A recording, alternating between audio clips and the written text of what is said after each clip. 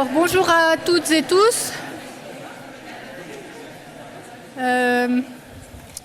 J'espère que votre pause de midi s'est bien déroulée sur le campus ou un peu plus loin. La chance, c'est que là, vous avez en tout cas 2-3 jours de beau, donc profitez-en. Juste quelques mots pour accueillir nos conférencières. Donc, je suis très heureuse d'ouvrir avec vous cette conférence de la rentrée de la formation bachelor primaire. C'est un moment important, c'est votre premier contact avec une approche plus scientifique de la formation, sur un thème qui est au cœur de l'actualité de notre canton et de notre métier, finalement, explorer le monde avec nos élèves dans toute leur diversité. Et pour en parler, nous avons la chance d'accueillir 2 collègues très investis depuis de nombreuses années dans la formation et la recherche, 2 collègues que j'apprécie particulièrement, donc je vous remercie d'avoir accepté l'invitation. Nadia Loslet, professeure associée et responsable jusqu'à cet été du pôle éducation à la durabilité, qui œuvre depuis plus de 20 ans pour relier formation, recherche et pratique de terrain autour des grands enjeux sociaux écologiques. Et Lara Boltzmann, chargée d'enseignement et de recherche, qui s'intéresse tout particulièrement aux questions de justice sociale, de durabilité et à l'accompagnement des élèves en situation de décrochage. Donc toutes 2 vont nous inviter à réfléchir, à nous inspirer et à imaginer des pratiques pédagogiques qui relient l'école à la société et à ces grands enjeux, ceux dont on a parlé ce matin aussi. Donc je vous propose de leur réserver un accueil chaleureux et puis avec toute votre attention et toute votre curiosité. Merci beaucoup et bel après-midi. Merci mesdames.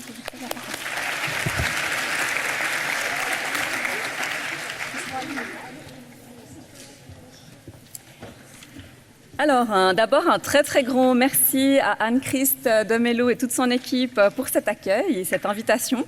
Je suis très honorée d'être là, devant vous. C'est impressionnant de voir un aula comme ça rempli. Alors, bienvenue à vous. Alors, on a appris que vous étiez déjà là depuis ce matin. Alors, re-bienvenue dans cette aula pour cet après-midi. Il fait beau, donc merci d'être malgré tout avec nous. Et on espère qu'on va rendre cet après-midi vivante et vous entraîner avec nous. Donc, ce que je vous propose, c'est vraiment de vous emmener avec nous sur des chemins un petit peu de traverse vers des pédagogies dites puissantes. On va un petit peu explorer ça avec vous. On va parler d'éducation à la citoyenneté et d'éducation à la durabilité. C'est des thèmes fortement d'actualité. Alors nous, c'est des choses qui nous animent, qui nous passionnent, mais qui nous challengent aussi, qui sont parfois un défi. Et on se réjouit de partager ces questions avec vous, d'en débattre, d'en discuter et d'échanger. Je tenais aussi personnellement simplement à remercier les responsables successifs de la filière, Nadine Djouk et de la filière PS, Nadine Djouk et Olivier Delévaux. Avant de passer la main à ma collègue, je voulais terminer mon introduction sur une citation que j'aime beaucoup de Michel Puech. Il nous dit « La sagesse du soutenable, donc du durable, n'est pas une sagesse héroïque, mais une sagesse de l'humilité, celle des micro-actions qui changent réellement le réel. » Alors j'espère qu'après cette conférence, vous aurez l'envie, mais vous aurez aussi peut-être des pistes pour réaliser des micro-actions pédagogiques qui changent réellement le réel de vos élèves. Voilà, je passe la parole à ma collègue et je vous retrouve tout à l'heure.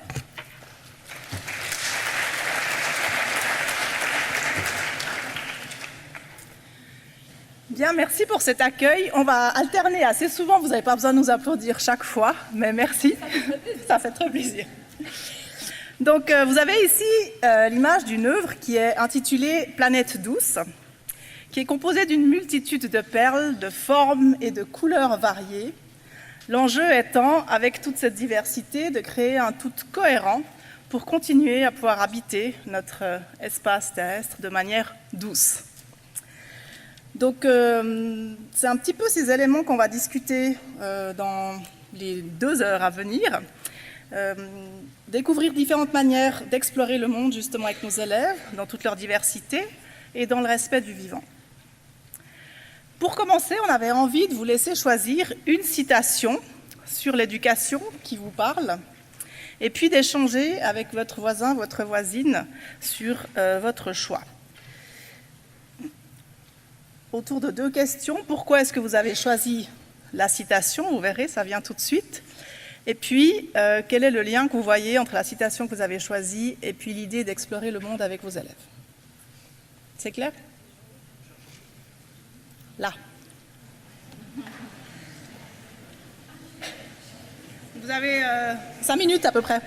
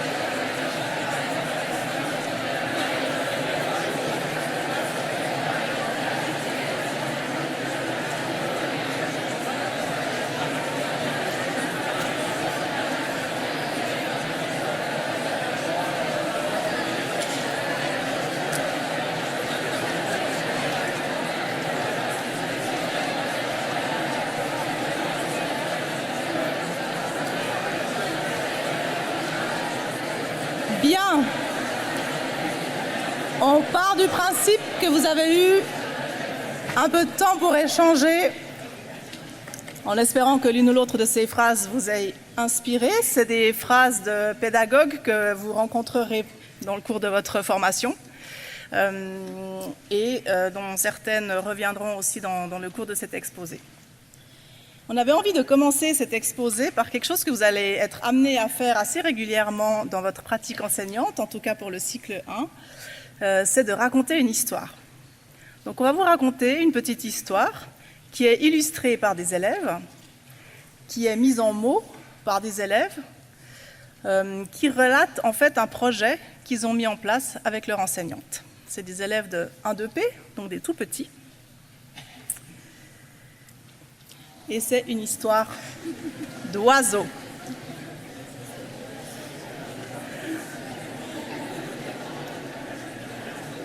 Il va y avoir plusieurs dessins et je vais lire en même temps. Donc dans la cour de récréation, il n'y a que les gros oiseaux, comme les corneilles, qui viennent manger. On ne voit plus de petits oiseaux, comme les moineaux par exemple. Les corneilles arrivent à sortir les déchets de nourriture des poubelles, ce qui éparpille plein de déchets en plastique dans la cour. Ces déchets, ça donne du travail aux concierges et à ses aides. On les a remerciés pour tout leur travail en collant des dessins et des mots de remerciement sur leurs portes. Pour éviter tous ces déchets, et éviter donc d'attirer les corneilles qui font peur aux moineaux, il faudrait mettre des poubelles fermées. On a demandé aux personnes qui vont refaire notre cours de penser à ça. On a aussi demandé au papa de Léon de nous fabriquer une mangeoire pour les plus petits oiseaux. Elle était jolie, avec un toit rouge et bleu, mais les corneilles arrivaient à venir tout manger. En automne, on avait pu observer dans notre jardin d'école les moineaux qui arrivaient à se percher sur les fleurs de tournesol pour manger les graines. Alors, on a cueilli les fleurs de tournesol du jardin et on a récupéré les graines avec une pince, comme les oiseaux avec leur bec. On a fabriqué des cupcakes pour les oiseaux avec de la graisse de coco, des graines de tournesol, du maïs qu'on a cassé au marteau. On les a suspendus dans un arbuste avec plein de branches et de feuilles près du parking à vélo, parce qu'on avait vu qu'il y avait dans cet arbuste des moineaux. Ils sont à l'abri des corneilles qui sont trop grosses pour venir, c'est devenu notre arbre à moineaux. Et pour qu'on puisse observer les oiseaux depuis notre classe, la maîtresse a installé un arbre en fil de métal avec des crochets pour accrocher les cupcakes pour les oiseaux. Et ça marche. Les corneilles sont trop grosses pour se poser sur les fils, mais les petits oiseaux viennent. On a même vu une mésange. Voilà, donc c'est un projet qui a été mené par Karine Coletti sur la base d'une observation d'élèves et d'une question que les élèves se sont posées: pourquoi on ne voit plus de moineaux? Et elle est partie de cette question pour mener une enquête avec eux et réfléchir à différentes pistes de solutions possibles. Un autre exemple de choses qui se font toujours avec des tout petits, là c'est un projet de réflexion autour de la cour d'école. Comment est-ce qu'on peut aménager notre cour d'école pour qu'elle réponde à nos besoins en tant qu'enfants et à ceux des animaux? Vous voyez que la cour d'école est assez bétonnée, il y a encore pas mal de cours d'école comme ça. Il y fait assez chaud en été. Donc une des choses qu'ils ont eu envie d'aller explorer, c'est comment lutter contre les îlots de chaleur, c'est-à-dire ces endroits où il fait très chaud quand il y a des périodes comme on a vécu cet été. Et pour ça, ils se sont assis dans la cour, ils ont réfléchi comment ils se sentaient, ils ont comparé avec le thermomètre, et puis ils sont allés réfléchir, ok, s'il fait chaud ici, où est-ce qu'on irait se mettre pour avoir plus frais? Et ils ont fait cette expérience à plusieurs endroits, avec le ressenti, chez les tout-petits. Donc on ne leur a pas expliqué qu'il faisait plus frais là ou là, ils sont allés le ressentir. Et leur conclusion, c'est que dans les zones qui sont protégées par les arbres, on ressent moins le chaud et on ressent moins le froid en hiver. Donc c'est intéressant d'avoir quelques arbres dans sa cour d'école. Ils sont aussi allés explorer quels animaux vivent proches, et puis ils se sont demandé si la cour d'école répondait à leurs besoins. Donc ils ont vu des baies qui ont été mangées par des oiseaux, ils ont vu des trous de campagnols, et ils ont réfléchi à la perspective du campagnol, qu'est-ce qu'il voit? lui, depuis son trou. Ils ont vu des rejets de vers de terre, ce qui veut dire que le sol est en bonne santé. Quand il y a des vers de terre, ça aère les sols. Et puis après, bon, ils ont trouvé des nids, etc. Ils ont comparé ce qu'ils ont vu dehors avec des documents de référence, et ça, ils l'ont fait en classe. Et du coup, après, ils se sont questionnés, mais quel est le meilleur sol pour la cour ? Quel sol favorise le mouvement, les jeux libres, la créativité ? Donc, ils ont joué sur différents types de sols pour voir ce qui était mieux. Quel sol permet d'atténuer les effets de la hausse de température ? Et quel sol est le plus apprécié des animaux et desquels ? Donc là, vous avez justement une classe qui s'exerce à jouer sur différents types de sols. Et en bas, vous voyez un élève complètement ébahi parce qu'il entend le bruit des fourmis sous le sol avec une sonde qui a été mise sous le sol. Et sur la base de toutes ces réflexions, ils ont construit des maquettes avec l'aide de 3-4 H sur leur cours d'école rêvé où il y a tous ces éléments qui entraient en jeu. C'est un projet assez long, on peut faire des choses assez similaires en étant plus bref aussi. Le Kamishibai, ça vous dit quelque chose ?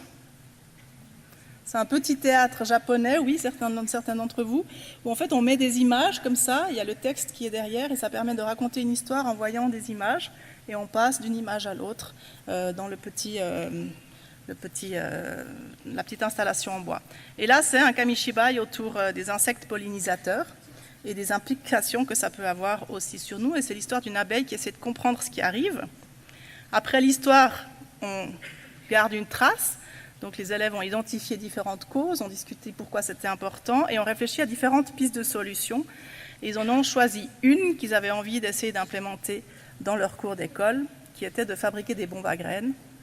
Ils ont regardé où à l'école on pouvait aller poser ces bombes à graines et puis ils ont complété la démarche avec une lettre à la direction qui disait il nous faudrait plus d'endroits pour mettre des fleurs pour les abeilles. Voilà. Si on n'a pas forcément une cour d'école très avenante pour faire ce genre de choses, il y a des bricolages qui se font dedans. Ici c'est un robot où vous avez un côté gris, un côté vert. Le gris, c'est lié à une planète qu'ils estiment polluée, etc. Le vert, c'est quelque chose où il y a plus d'espoir. Et puis, ce robot illustre en fait le fait que c'est un choix. Le robot s'appelle Monsieur Ir, responsable. Donc voilà, et les photos des élèves ont été mises dans le ventre du robot pour montrer qu'en fait, c'est les humains qui choisissent un petit peu la suite. Donc il y a vraiment une idée de réfléchir à nos choix. Il y a des contes aussi qui permettent ça, où la fin n'est pas terminée et où on réfléchit à différents possibles. Donc on peut faire ça en classe, on peut faire ça justement aussi dans la cour, et puis on peut faire ce genre de choses en camp. Là vous avez l'exemple d'un camp à Sainte-Croix avec des 5H, l'Yverdon, où on réfléchit autour de l'énergie. Donc c'est un camp interdisciplinaire, sport géo. L'énergie du corps, l'énergie qu'on utilise pour bouger, et puis l'énergie éolienne en l'occurrence. Donc les élèves ont construit des éoliennes, ils ont vu la taille que ça faisait. Ils ont l'enquête auprès des habitants et habitantes de la région. J'ai oublié d'effacer. Excusez-moi. Voilà.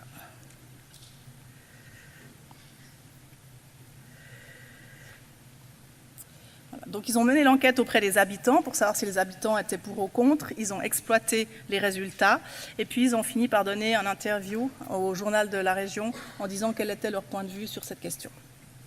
Un dernier exemple, l'organisation de JOJ, donc des Jeux olympiques de la jeunesse, interclasses, orientés à la durabilité, où vous avez à l'intérieur l'élaboration des chartes, des règles, réfléchir les stands, s'exercer au tir, dehors les épreuves qui ont lieu où on s'exerce avec des gens qui chronomètrent, etc. Et puis les journalistes qui font leur travail de journaliste pour aller interroger les athlètes à l'issue de la compétition. La cérémonie de clôture et puis un moment pour garder une trace des apprentissages. Qu'est-ce qu'on a appris en faisant cette semaine de camp? Voilà, donc là on va vous demander un point commun, d'après vous, dans tous ces exemples. Ce serait quoi?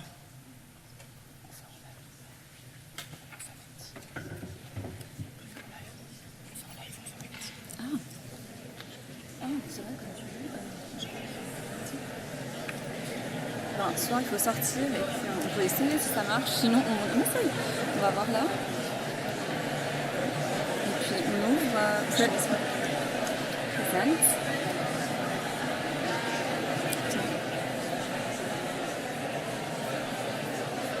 Voilà, vous pouvez utiliser Mentimeter.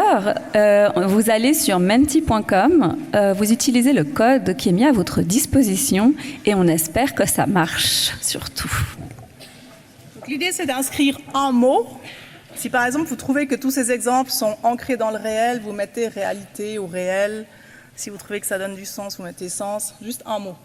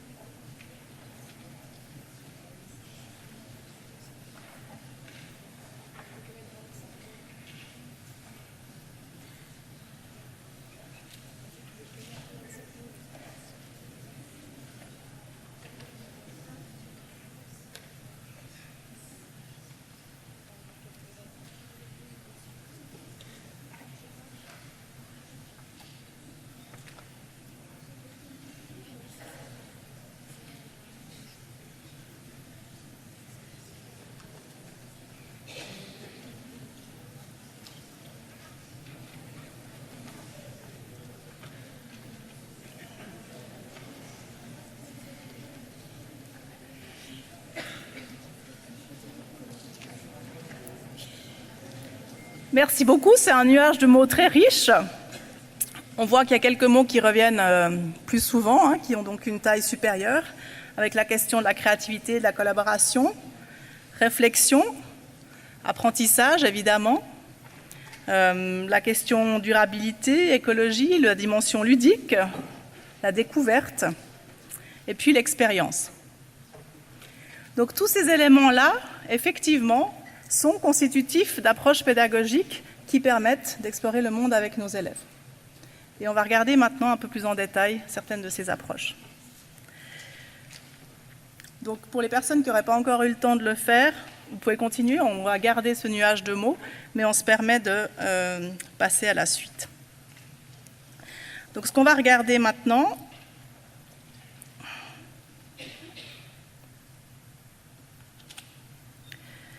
c'est justement un peu certains éléments, mettre la focale sur certaines caractéristiques de ces approches pédagogiques.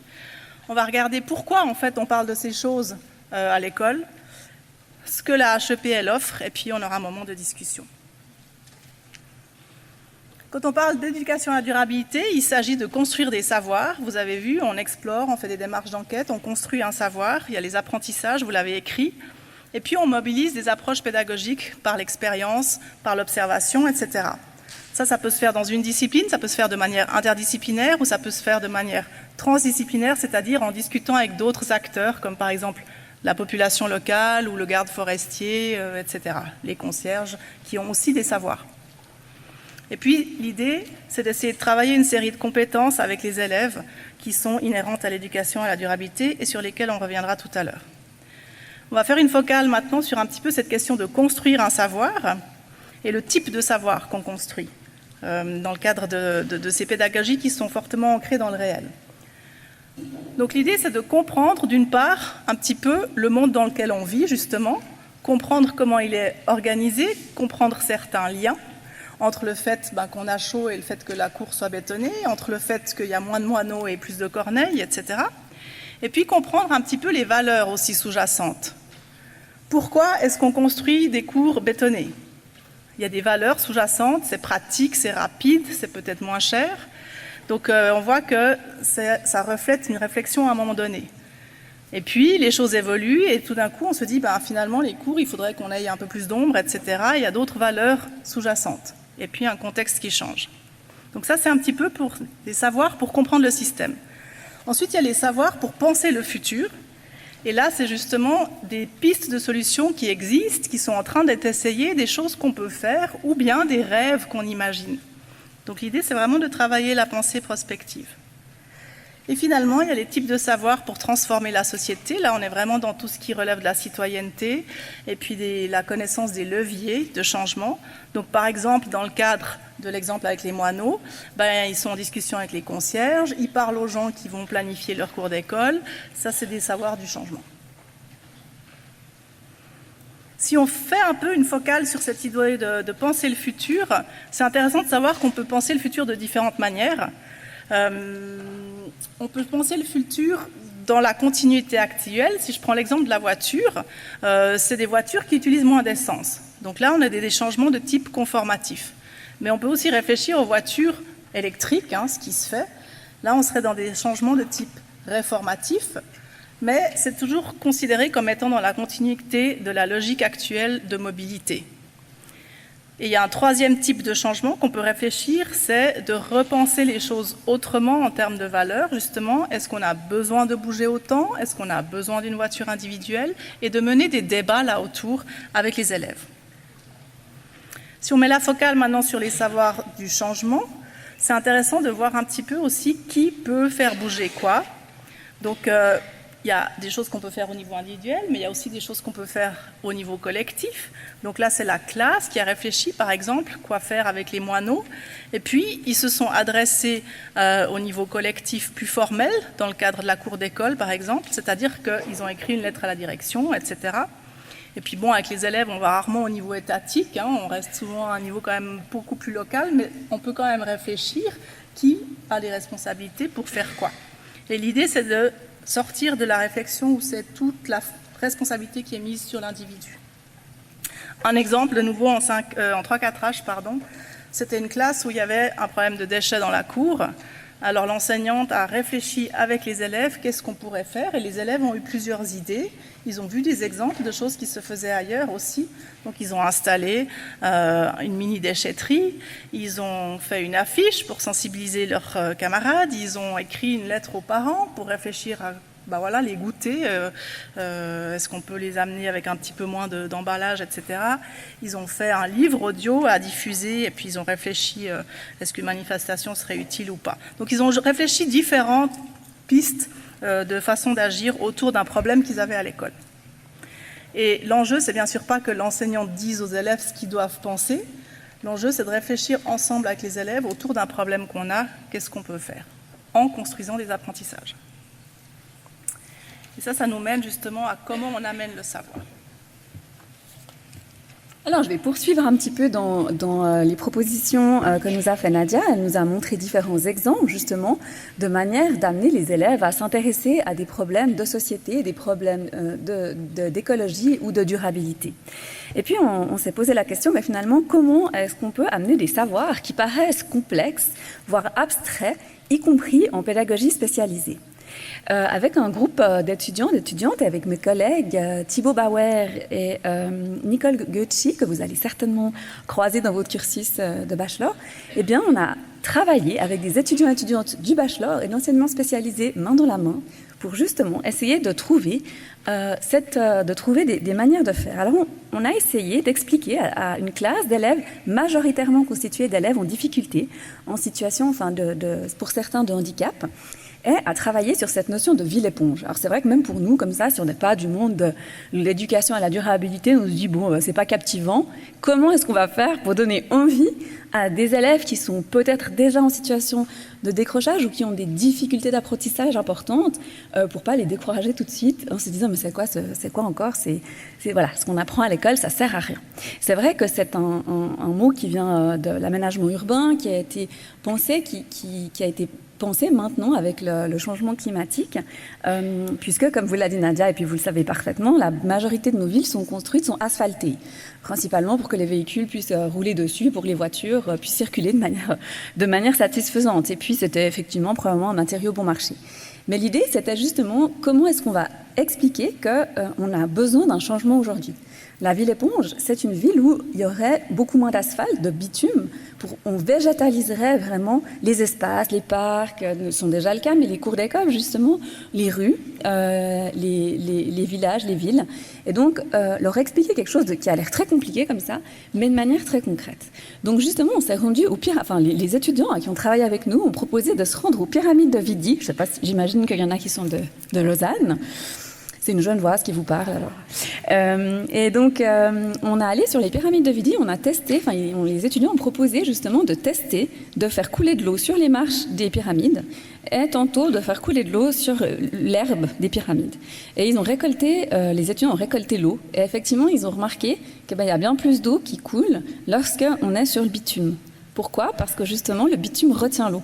Donc quand il y a des inondations, ce qui est de plus en plus souvent le cas avec le changement global, le changement climatique, eh bien ça fait des inondations massives puisqu'il n'y a rien qui retient l'eau, tellement il y a de bitume. Alors que quand il y a de l'herbe, la terre absorbe, l'herbe absorbe, les végétaux absorbent une grande partie de l'humidité et la relâche quand il fait trop chaud pour humidifier l'air.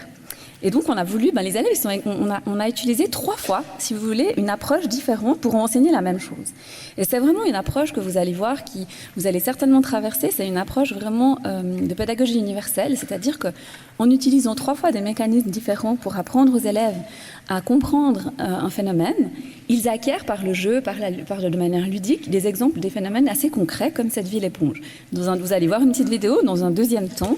Les élèves, ils vont utiliser des bacs en plexiglas, puis pareil, ils vont remplir d'eau une boîte en plexi avec du bitume dedans. Il n'y a rien qui passe.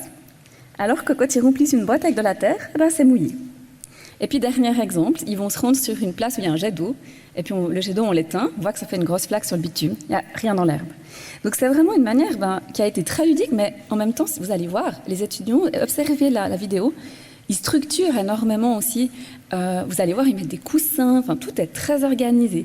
Donc, c'est aussi un message qu'on a, je crois, à faire passer avec Nadia, que toutes ces approches, elles ont l'air très ludiques, elles sont extrêmement participatives, coopératives. Et vraiment, c'est hyper important. C'est vraiment...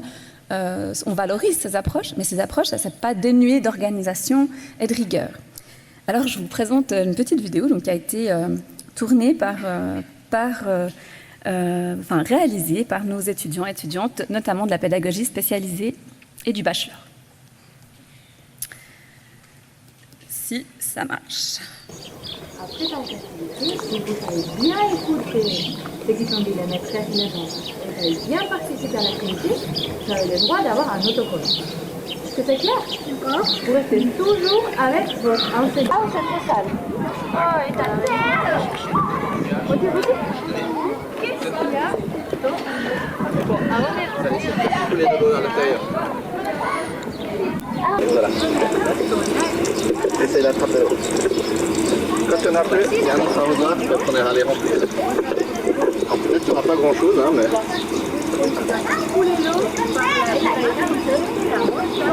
Il y a de l'eau.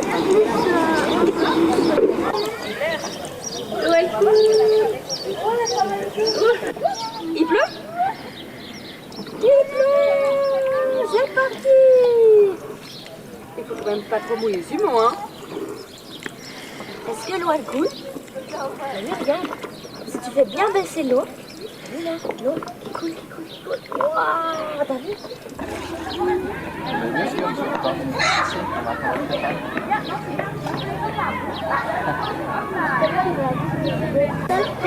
Vous réfléchissez pourquoi il y a de l'eau ici?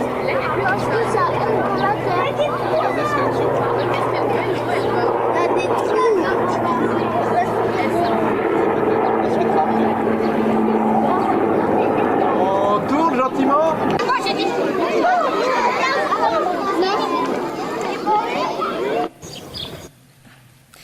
Voilà, c'était juste un petit extrait pour vous donner une idée de ce qu'on peut faire, y compris. Et c'est très important pour moi aussi de représenter un petit peu la diversité des étudiants et étudiantes et l'hétérogénéité que vous allez avoir dans votre classe. C'est une réalité aujourd'hui. In fine, ce qu'on vous a présenté là actuellement, c'est ce qu'on appelle finalement réaliser des démarches d'enquête. Donc on vous a résumé simplement avec un schéma. Et l'idée avec cette méthodologie, c'est vraiment de partir plutôt du questionnement des élèves. Nadia le racontait, par exemple, pourquoi il y a moins de moineaux. Et souvent, quand la question ne vient pas de l'adulte, mais de l'élève, on est comme eux d'ailleurs. Quand on se pose une question nous-mêmes, on a tendance à plus avoir envie d'y réfléchir que quand on ne s'est pas posé la question puis qu'on y répond quand même. Donc on part de cette question et puis on va problématiser un petit peu on va essayer de trouver un peu quelle est la problématique là autour. Là, effectivement, pourquoi il fait trop chaud, pourquoi il fait plus chaud sur le bitume, pourquoi il n'y a plus de moineaux.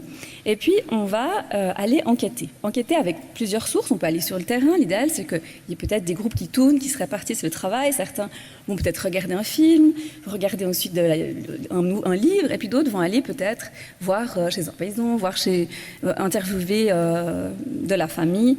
Et puis, ils vont mettre en commun leurs connaissances, s'ils ont la capacité déjà de débattre ou d'échanger ensemble, et puis aussi d'essayer d'institutionnaliser, c'est-à-dire de garder une trace, puis d'avoir ce qu'ils ont retenu, ce qu'ils ont appris.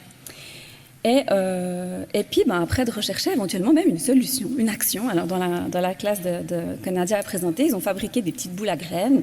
Et vous verrez, moi, j'ai d'autres étudiants qui ont trouvé d'autres pistes. Et puis, voilà, des fois, ça débouche sur d'autres questions, une envie de continuer à chercher.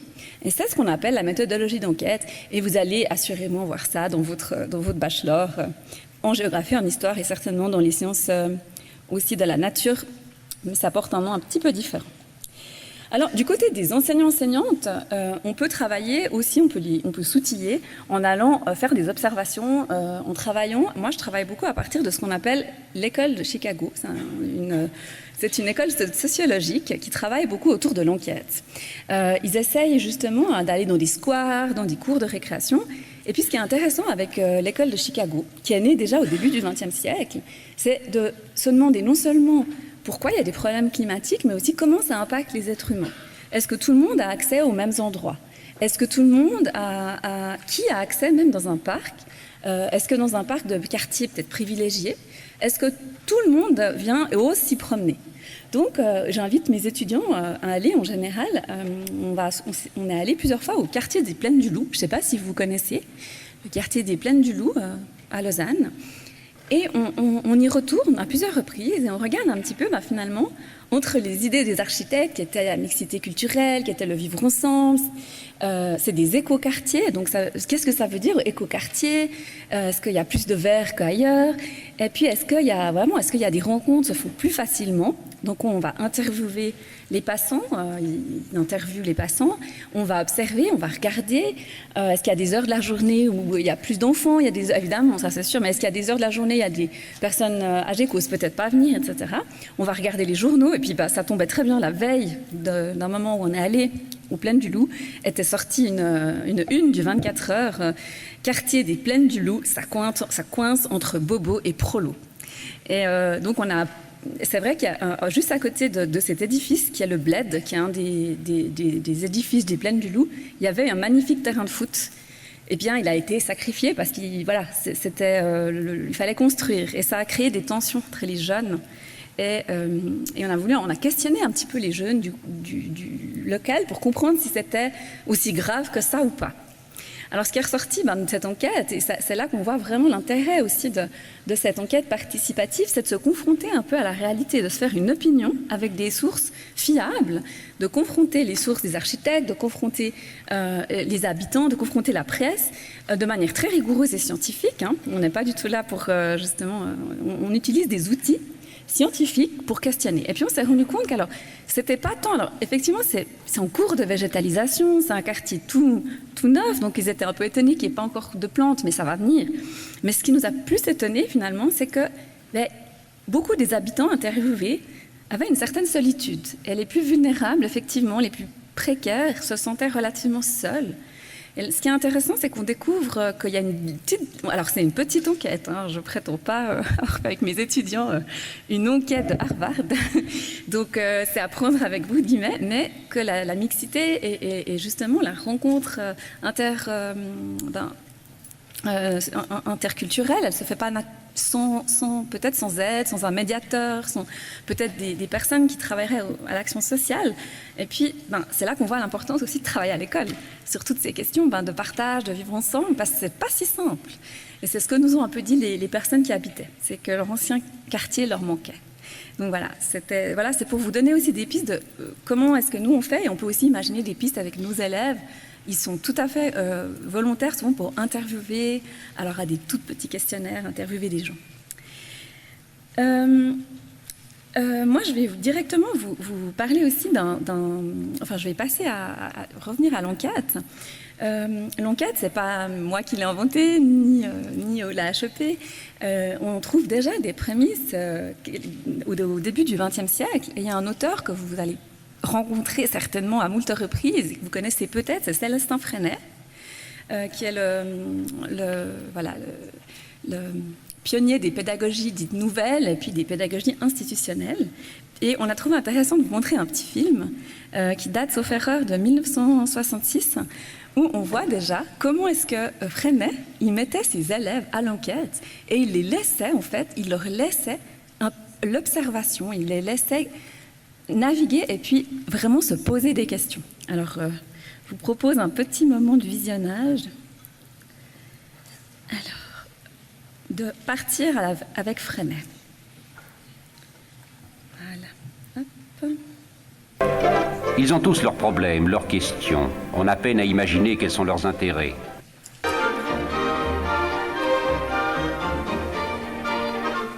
Il a 11 ans, c'est un garçon de notre siècle. Il veut connaître. Ce qui le passionne, ce sont les secrets de la nature. Il cherche, il ne rêve que larves et métamorphoses. Il y consacre tous ses loisirs. Son problème, sa question à lui ce jour-là, c'est de savoir si les libellules mangent des escargots. Ils ont tous leurs problèmes, leurs questions. On a peine à imaginer quels sont leurs intérêts. La vie actuelle les entraîne, ils sont plus réceptifs que leurs aînés. Le grand déferlement de l'information, les journaux, les revues, la télévision les touchent en plein.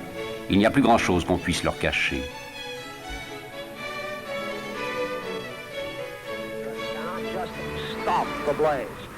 Ils vivent en direct la grande aventure de l'espace. La télévision leur apprend à penser à l'échelle de la planète. Ils connaissent l'unité du monde, la grandeur et la faiblesse des hommes, leurs problèmes et leurs déchirements.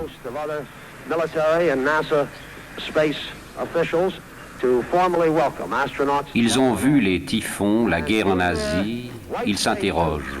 Où, comment, pourquoi? Peut-on ne pas leur répondre? Écoutez leurs questions, celles qu'ils se posent d'eux-mêmes. Combien de pattes a vraiment un mille-pattes? D'où vient le cancer? Comment sait-on l'âge des hiéroglyphes? Qu'est-ce que c'est que le napalm? Comment fait-on un disque? Comment se fait-il que l'eau soit incolore? À quelle vitesse une fusée doit-elle aller pour quitter la Terre? Quelle différence y a-t-il entre l'opium et l'héroïne?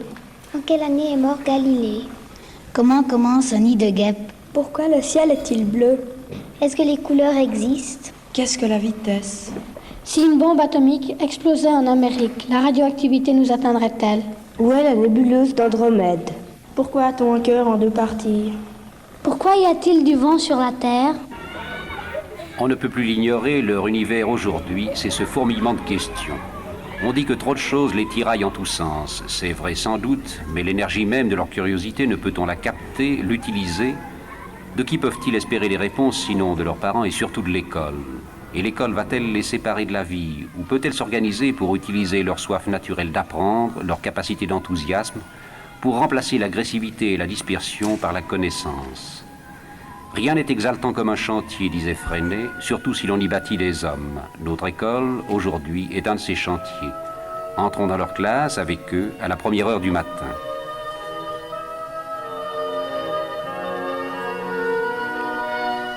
Quelques minutes d'abord pour se retrouver tous ensemble. L'atmosphère de leur travail, c'est eux qui la créent. Ils ont choisi, spontanément, pour ouvrir la journée, cette musique d'Albinoni. Voilà, si ça vous intéresse, le film il est disponible sur Internet, si vous voulez voir la suite. Voilà, donc c'est vraiment pour vous montrer à quel point l'observation, à quel point l'investissement des élèves dans leur propre choix était déjà très important pour ces penseurs, et on va y revenir tout à l'heure. Et on est en train beaucoup d'y revenir dans ces nouvelles, justement dans ces approches d'éducation à, et notamment d'éducation à la durabilité. Pardon, je reviens à la slide. Alors évidemment, vous me direz, avec des plus petits, on va revenir aussi à des choses, et avec des plus petits, mais aussi des élèves justement de nouveau à besoins éducatifs particuliers. Il y a un élément qui est absolument fondamental, c'est l'expérience sensorielle. L'expérience sensorielle, elle permet vraiment de comprendre le monde d'abord par ses sens, par les odeurs, par les couleurs, par le toucher, par le rugueux, par le piquant, par le froid, le chaud. Et c'est peut-être par ça que l'on va commencer lorsqu'on a des 1P, 2P, ou des élèves qui ont peut-être une déficience intellectuelle ou peut-être une appréhension un petit peu plus complexe des enjeux de la durabilité, de la géographie. C'est aussi une manière ici, avec le chemin des pieds sensoriels, de trouver l'équilibre, d'apprendre justement aussi un nouveau vocabulaire, de découvrir des nouveaux mots aussi qui correspondent à tous ces éléments et de construire ce chemin ensemble. Et on sait que plus les élèves connaissent le nom de plants, d'éléments, etc., plus ils vont protéger la nature. Et puis de l'autre côté, on construit, donc avec mon collègue que je salue, Ismaël Zosso, on construit une planche sensorielle où on touche ici différents éléments qu'on a recueillis sur le terrain. Alors là, c'est une expérience qu'a menée ma collègue Nadia avec Ismaël. Ils sont sur justement à flanc de coteau, dans le vignoble, ici dans le Lavaux. Et l'idée, c'est vraiment, alors on va encore un petit peu plus loin dans la compréhension. Il se passe ici des sacs à dos, vous voyez, dans la pente, assez lourds. Et l'idée, c'est de faire plusieurs équipes et de voir comment on arrive le plus rapidement à monter la pente avec ces sacs. L'idée derrière, elle est en fait derrière le ludique de prendre conscience de la pénibilité aussi, de travail agricole, ici en l'occurrence de travail dans les vignes, mais ça permet aussi de relier peut-être ici le nord et le sud, de se questionner un petit peu, ok, il fait chaud ce jour-là, la pente est quand même raide, pour nos paysans, nos agriculteurs, mais dans d'autres pays probablement avec la chaleur qui va augmenter, de réfléchir aussi à cette justice sociale, à des questions complexes en fait, mine de rien, l'air de rien, et je pense que vraiment c'est des manières d'aborder des sujets cruciaux que vous pouvez entamer par ces moyens vraiment terre à terre, on va dire in situ, sur le terrain. Alors, du rêve à l'action, c'est vrai qu'en éducation à la durabilité, Nadia vous a parlé de la pensée prospective, c'est comment on peut penser le futur et rêver le futur. C'est vrai qu'aujourd'hui, dans le monde dans lequel on vit, il y a beaucoup de monde qui nous disent, mais de toute façon, c'est fichu. Et c'est vrai qu'on sait qu'il y a un certain nombre, Nadia en parlait, d'élèves éco-anxieux, et que c'est un facteur qu'il faudra prendre en compte avec vos élèves. Et une manière de dépasser peut-être un petit peu ces enjeux, c'est de passer aussi un peu par le rêve. Alors, il faut trouver un moyen entre le rêve, la science, la réalité. Ce qu'on a proposé ici, on a essayé, alors là c'était avec nos étudiantes qui l'ont testé avec leur classe, de raconter un début alors pas vraiment un début de récit, donc on leur a proposé d'imaginer qu'on partait en cours d'école, de fermer les yeux s'ils avaient envie, et de s'imaginer qu'on traverse des campagnes, des bosquets, et tout à coup, alors je vous le fais en cours, et tout à coup on tombe sur un endroit super, super chouette, un petit village, comme on n'en a jamais vu, et comme on aimerait tellement le trouver. Et on leur a demandé, alors, qu'est-ce qu'il y a comme odeur ? Qu'est-ce que je ferais comme activité si j'étais un adulte ? Comment je me déplacerais, idéalement, dans ce village ? Et puis, qu'est-ce que je mangerais ? Et puis, en fait, petit à petit, alors, les étudiants, on a travaillé directement avec les étudiants, ils ont construit leur... et on leur a demandé, pardon, je vais trop vite, ensuite d'imaginer, d'envoyer une carte postale à un ami, pour rendre plus réel. Ils pouvaient le faire pour de vrai ou pas. Et ensuite de dessiner voilà, ce qu'ils avaient envie de leur village. Là, ça fait un peu village de Heidi, le Heidiland. Et puis, alors je vais vous lire un tout petit bout. Là, c'est donc rédigé par les étudiants et étudiantes, mais ils ont testé après avec leur classe. Alors là, c'est un exemple. Salut les copains. Quel émerveillement dans ce voyage dans la vallée de Joux. La cité du Pont est vraiment très différente de ce que l'on connaît. Je sors d'un conseil de palabres pendant lequel l'ensemble des gens s'organisaient sur des tâches de bien commun. Ici, aucune monnaie, que des échanges. De biens, mais aussi de services et de savoir. J'ai pu échanger un super moment de musique contre un vacherin d'or que l'on a réchauffé sur le feu commun du village. Je m'inquiète un peu du retour, j'ai encore des courbatures de l'allée. Mais j'ai pu découvrir un système de taxi commun. Si j'attends 2-3 jours, le système de recharge solaire devrait me permettre d'éviter le retour à pied. C'est un petit exemple. Et puis, c'est vraiment des idées pour peut-être permettre aux élèves aussi de rêver un peu. On en a tous besoin, et c'est pas que de la pure fiction. Et ça permet aux personnes, aux plus petits, on peut aussi leur raconter avec des mots plus simples et de leur proposer de dessiner la carte postale. Donc c'est vraiment quelque chose que prône Rob Hopkins, qui est un écrivain britannique très connu et qui est évidemment un peu écologiste, et surtout parce qu'il a créé le mouvement international des villes en transition. Et puis, voilà, je le cite, l'imagination peut absolument sauver le monde, mais l'imagination sans action est juste une sorte de rêve. Et l'action sans imagination est en quelque sorte inutile. Nous devons donc allier les deux. Moi, je rajouterais qu'il faut peut-être y amener la science avec un grand S, mais la science au sens des sciences dures, mais aussi des humanités. Je pense que c'est fondamental pour penser un nouveau monde. Mais je vous y invite. Voilà, rêvons. Et rêvons pas tout seuls, il y a des très beaux livres, des très beaux ouvrages qui ont été rédigés. Donc n'hésitez pas à les fouiller. Ils sont à la bibliothèque ici de la HEP. Ils nous aident aussi à faire rêver un petit peu nos élèves et à nous-mêmes, aussi peut-être de leur montrer des pistes originales. Et ça montre aussi qu'on peut travailler tout à fait ces notions d'éducation à la durabilité, à une autre citoyenneté, à un autre rapport au monde, à travers la littérature, l'écriture, le conte, et donc pas nécessairement dans des cours à part. Donc voilà, ce qui nous paraît vraiment important, en tout cas ce qui me tient à cœur aujourd'hui, c'est de prôner vraiment une forme d'autodétermination. Dès tout petit, apprendre aux élèves, ça s'apprend l'autodétermination. Apprendre part au débat, à toutes les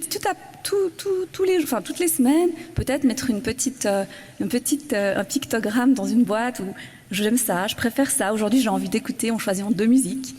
C'est un muscle qui s'entraîne, l'autodétermination, prendre des décisions. Et voilà, comme je me passionne pour tous ces élèves qui ont aussi parfois des difficultés à trouver leur place, décrocheurs scolaires, élèves en situation de handicap, mais tout élève finalement, tout élève aussi exceptionnel qu'il soit, a le droit de participer pleinement à la vie active. Et Barbara Fontana-Lana et ses collègues à l'Université de Fribourg ont réalisé un très bel ouvrage, c'est jamais, qui permet avec des pictogrammes d'inviter chaque élève à dire « j'ai pas compris, j'ai une question, j'aimerais des détails ». Avec des couleurs, avec des pictos, pour arriver à ce que chacun et chacune puisse prendre sa place en classe et après, on l'espère, dans le monde. Alors, je vais laisser ma parole à ma collègue. Donc, dans cette idée justement d'apprendre à travailler l'autodétermination, il y a aussi l'idée d'apprendre à se faire une opinion en mobilisant des connaissances. Donc pas juste « ah oui, moi je crois que » ou comme ça, mais vraiment essayer, sur la base d'un savoir qu'on a travaillé, d'apprentissage qu'on a fait, de pouvoir en tant qu'élève se positionner et avoir un avis. Et là, ça peut être intéressant de distinguer les faits scientifiques, les connaissances qui ont été construites, validées par un grand nombre de personnes, et puis les choix sociétaux. Si on reprend l'exemple de l'évolution climatique, il y a un constat qu'il y a une augmentation des jours plus chauds pendant l'été sur une durée, c'est pas chaque année, ça varie évidemment. Donc ça, c'est le constat. Et puis après, il y a qu'est-ce qu'on fait avec ce constat en tant que société, comment on réagit, est-ce qu'on réagit ou pas. Et ça, c'est des choix sociétaux. Et ce qui est présenté comme choix dans la société doit aussi être présenté comme choix avec les élèves. Donc c'est une façon d'aider à en fait, exercer cette opinion raisonnée, c'est-à-dire on mobilise des savoirs et puis après, on mobilise une discussion autour des choix et des valeurs sous-jacentes. Et après, c'est les élèves qui se forment une opinion, eux et elles-mêmes. Et c'est là qu'on parle justement d'opinion raisonnée. Un exemple d'exercice pour ça, on l'a évoqué tout à l'heure, mais il y a une étude qui a montré à Genève que dans les quartiers plus aisés, il y avait plus d'arbres et plus de verdure que dans les quartiers moins aisés. D'une part parce qu'il y a plus de jardins, d'autre part parce que la commune a peut-être plus de moyens pour planter des arbres, etc. Avoir plus de végétation, ça veut dire avoir moins chaud en été, ça veut aussi dire avoir un air de meilleure qualité. Donc il y a une question d'équité sociale et d'accès en fait à la verdure quelque part qui se pose. Et sur la base en fait de ce fait d'actualité ou de cette réflexion d'actualité, il y a un enseignant de Pierre Fleur qui a travaillé autour de la cour d'école en réfléchissant à des aménagements possibles, et il a fait des petites cartes que ses élèves pouvaient disposer sur la cour d'école. Il a fait un budget aussi, donc il n'y a pas tous les groupes d'élèves qui avaient le même budget. Et l'idée, c'était de voir un petit peu, ok, si on a des budgets différents, est-ce qu'on arrive à faire les mêmes aménagements ou pas? À qui est-ce qui profite? Donc les élèves, c'était assez touchant. Il y en a beaucoup qui ont réfléchi, oui, mais il faut aussi qu'on mette quelque chose pour les 1-2P, donc il faut aussi qu'on mette quelque chose dans cette partie de la cour. Donc on voit qu'ils réfléchissent justice sociale quelque part. Et puis après de dire, qu'est-ce qui est déterminé par le budget, qu'est-ce qui ne l'est pas, est-ce qu'on peut quand même faire quelque chose avec un plus petit budget, et puis discuter ces questions-là. Et ça, c'est un petit exercice qu'on peut faire en classe relativement facilement pour exercer l'histoire des choix, ici en l'occurrence avec un budget donné. Ça se trouve aussi dans les manuels, avec ici la question par exemple, est-ce qu'il faut construire une autoroute ou pas?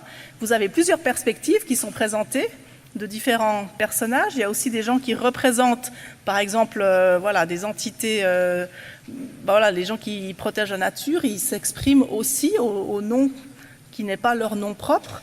Et puis vous avez après la possibilité dans le manuel de dire qui a donné quel argument, est-ce qu'il est pour et contre. Et puis sur cette base, l'élève se construit progressivement un savoir, et à la fin, au bas de la page, il se positionne en disant finalement moi je trouve oui ou non ça fait sens de construire cette autoroute. Donc c'est vraiment quelque chose, comme l'a dit Lara, un muscle qui s'exerce. Ce qui s'exerce aussi, c'est le faire.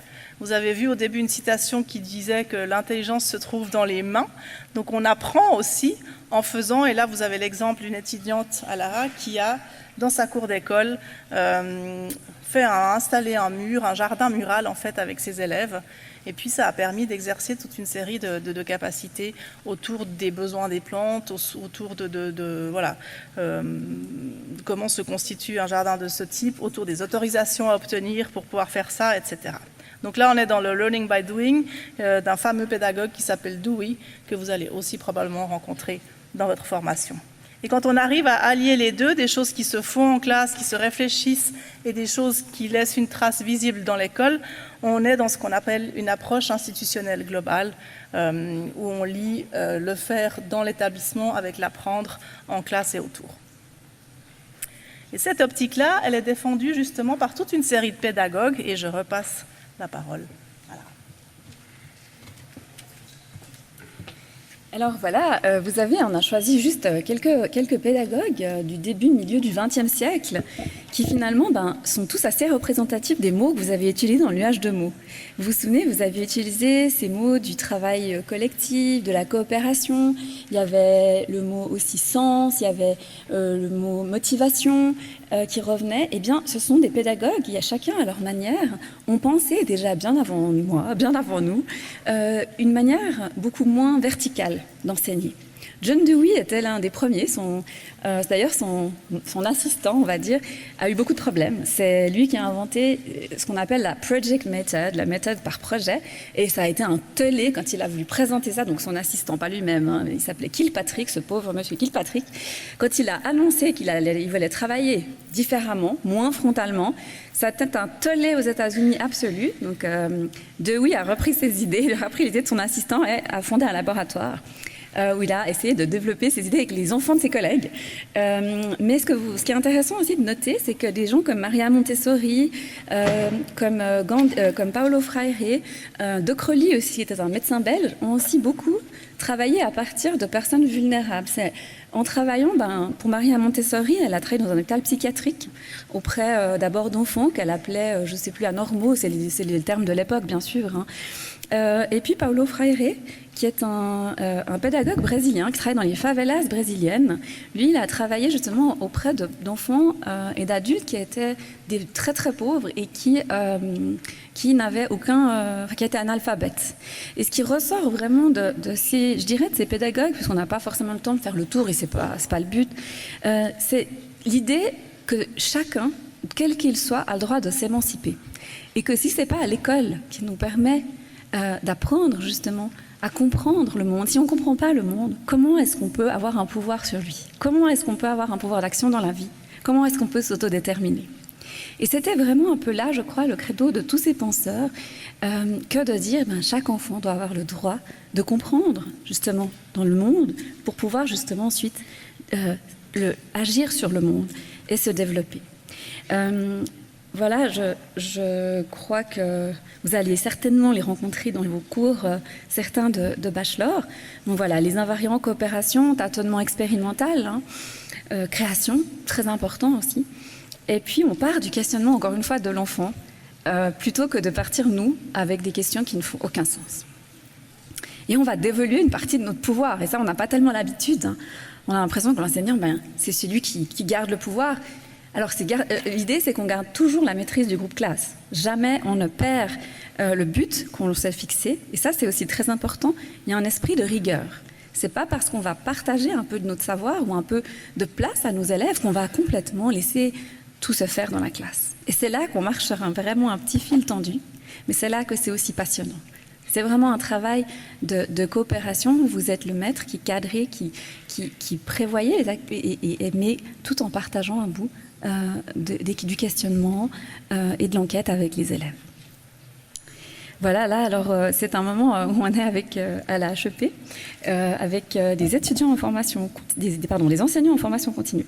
Et on fait un jeu qui s'appelle le jeu des ficelles, où on essaye de comprendre les liens qui existent entre différents éléments.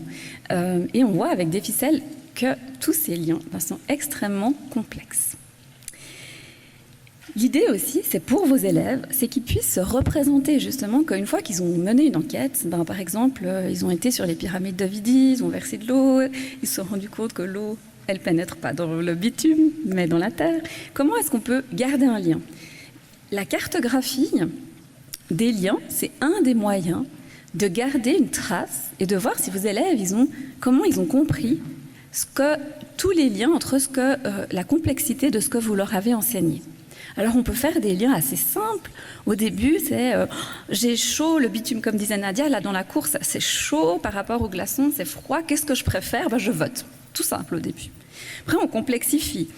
J'ai chaud, le problème, c'est aussi l'asphalte, donc l'action, je vais mettre en place une action, on va peut-être même planter une fleur, déjà, une graine. Puis après, on continue avec des élèves plus âgés ou qui ont juste une zone proximale de développement, je ne sais pas si vous connaissez ce mot, plus grande.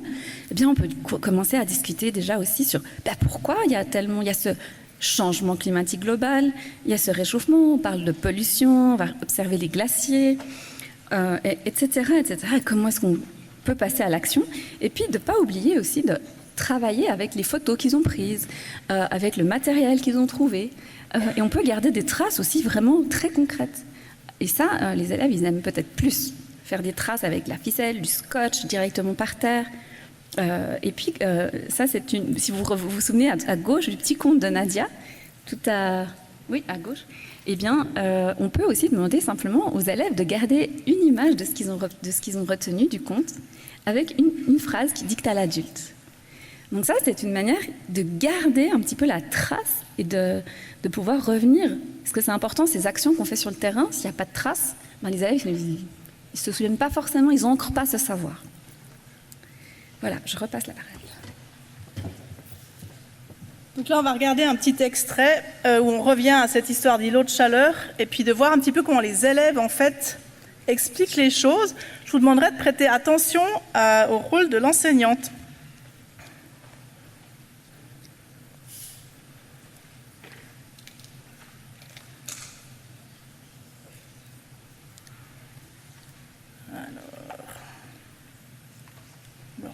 Désolée, je dois ressortir apparemment.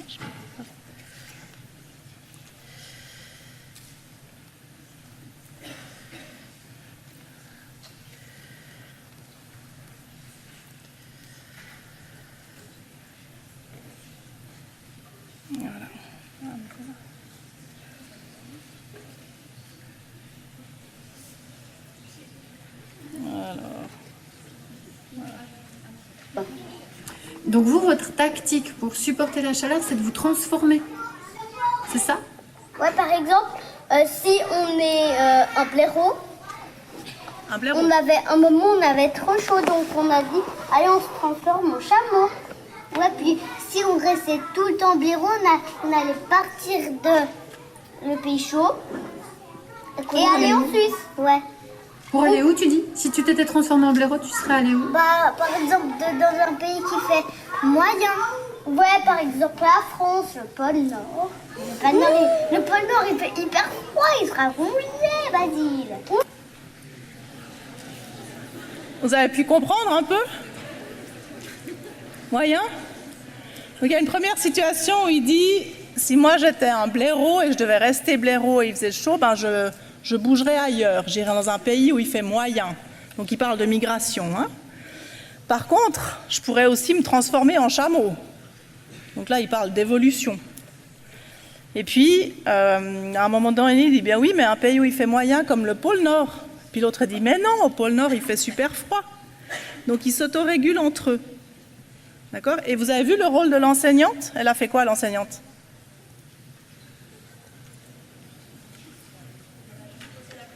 Elle a juste posé la question. D'accord? Donc on accompagne la réflexion des élèves en posant des questions, puis on les laisse s'autoréguler entre eux. Et si on voit que ça ne se fait pas, on commence à intervenir.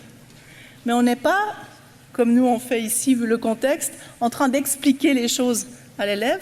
C'est les élèves qui les expliquent et qui réfléchissent entre eux, en étant accompagnés par l'enseignante.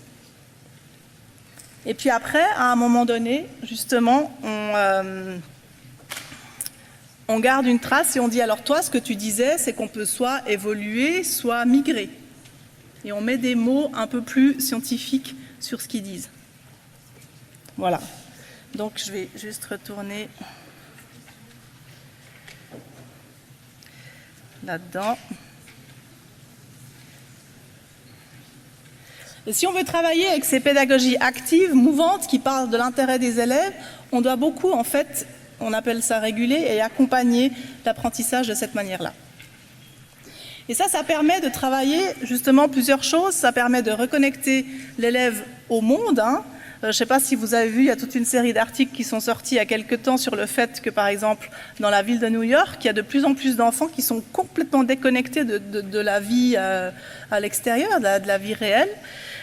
Donc ça, voilà, c'est l'idée un petit peu de remettre l'élève dans le monde. Ça permet de comprendre le monde, son évolution, de le questionner, de le réimaginer, et puis de s'exercer à agir. Et on a vu les différentes pédagogies. Donc pour construire un savoir, il y a la démarche d'enquête, par exemple. Pour se reconnecter au vivant, on peut travailler avec le sensible, on peut aller dehors, on peut mobiliser les ressentis. Pour le comprendre aussi, on peut exercer le jugement éthique, faire des choix, travailler l'imaginaire, on a vu la pensée prospective, on peut travailler avec des scénarios, qu'est-ce qui se passerait si, et puis exercer l'action citoyenne par des projets, par le faire ensemble.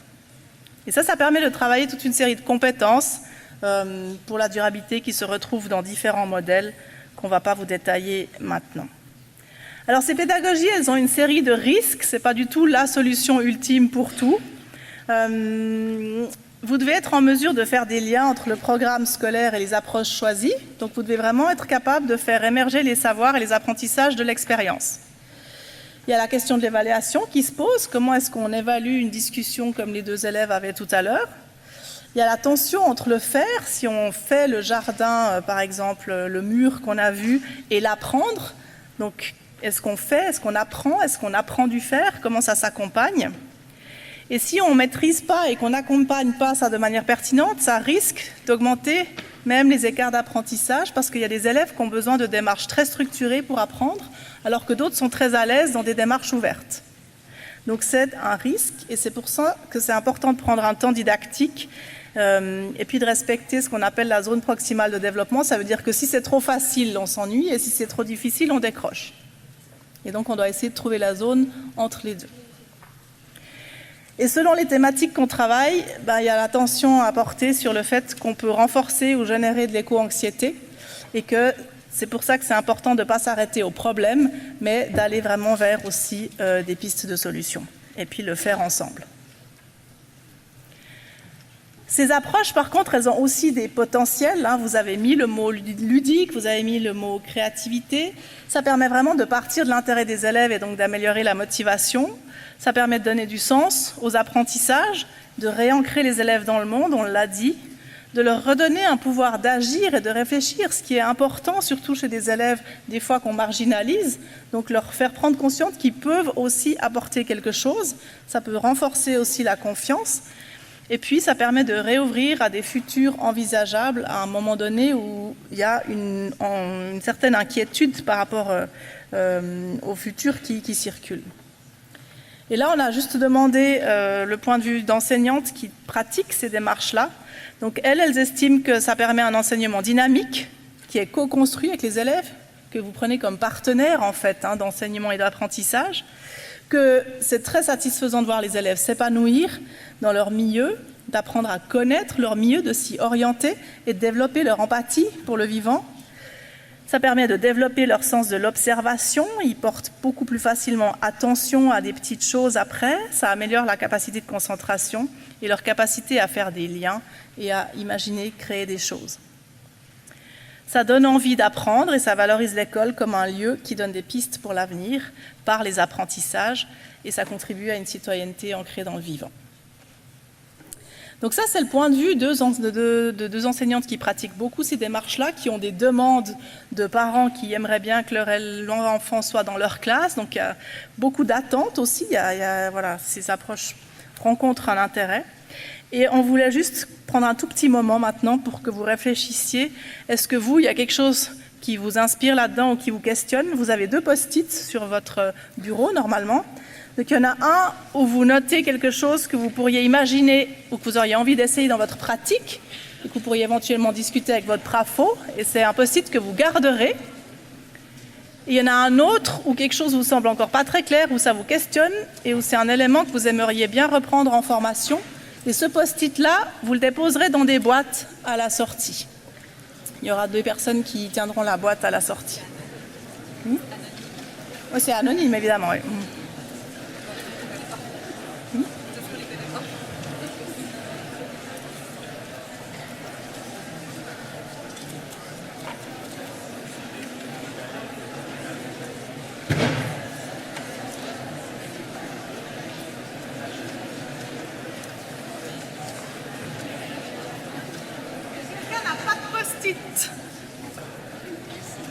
Ah, il y a pas mal de monde.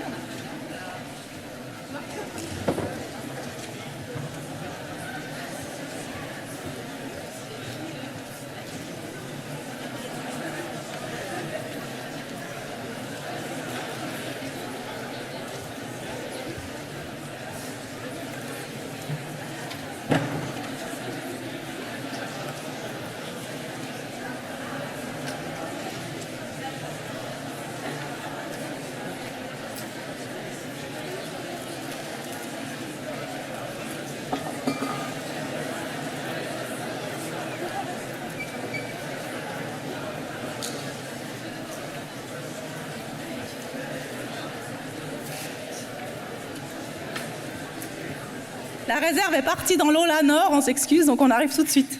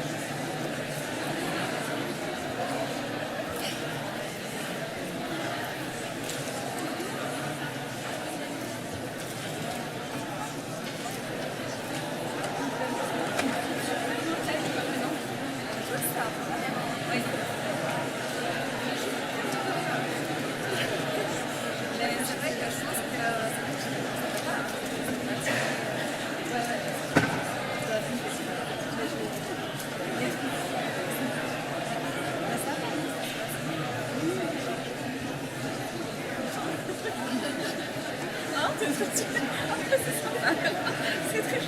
Moi, je n'ose pas dire ça, parce que je suis encore trop novice dans le métier. Mais oui, alors je suis oui, je suis très soulagée. Je dormirais bien ce soir.